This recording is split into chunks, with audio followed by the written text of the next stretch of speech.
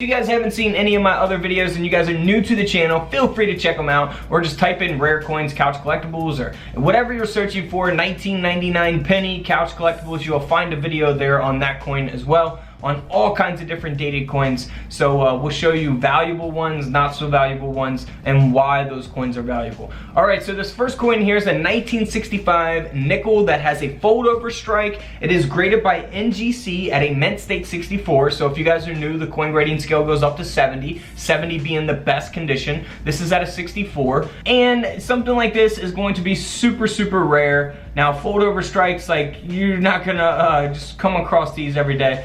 This is like a very rare type of mint error happening here. So this coin here sold for over $4,000, actually over $4,300.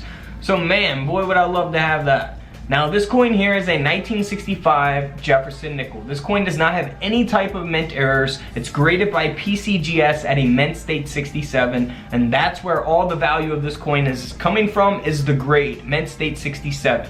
So keep that in mind. The grade population will have a big thing to do with the price of the coin, because if there's not many of these coins graded at a mint state 67 or higher, then that will increase the value for the coin. Now this coin here sold for over $2,500. Now that doesn't mean that every time a mint state 67 Jefferson nickel comes up, it's gonna sell for that price. It all depends on when the coin sells, what the market's like, what the grade population is at the time. So keep that in mind.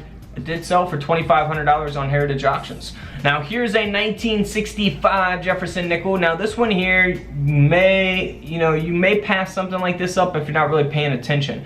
However, it is much smaller than a nickel because the coin was struck on a 10-cent Planchet. So a Roosevelt dime Planchet. It is graded by PCGS at an AU58 plus. And this coin sold for over $325. Can't beat that. Here is a 1965 Jefferson nickel that was struck on a 1-cent Planchet. So we looked at a coin that was struck on a dime. This was actually struck on a penny Planchet. Lincoln cent Planchets, I guess you could say. Now it's graded by PCGS at a mint state 64, and this coin sold for $390.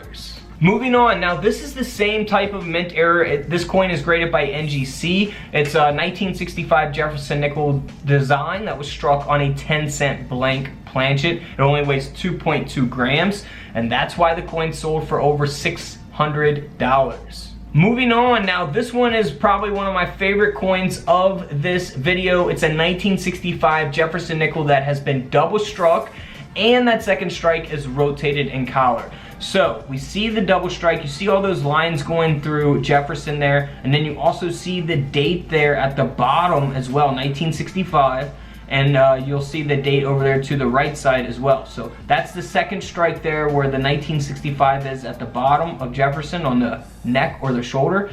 And then here on the reverse of the coin, we will see that double strike as well. You'll see the building double struck as well as the rest of the design of the coin, of course. And it's pretty rotated, man. Look at that rotation there. Rotated all the way around. Really cool type of error, and it's awesome to have it in this type of condition at a mint state 66. Unbelievable. This coin here sold for over $640. Always be on the lookout for double strikes. Those are one of my favorite types of errors as well. Now here's a 1965 nickel that was struck off center. You can look for off centers on all kinds of different coins. This coin was only struck 10% off center. They could be struck way more off center than this. Graded by NGC at a mint state 64. This coin sold for $65. Here's another off center, just to give you guys another example. This coin was struck 35% off center, so not 10%, 35%.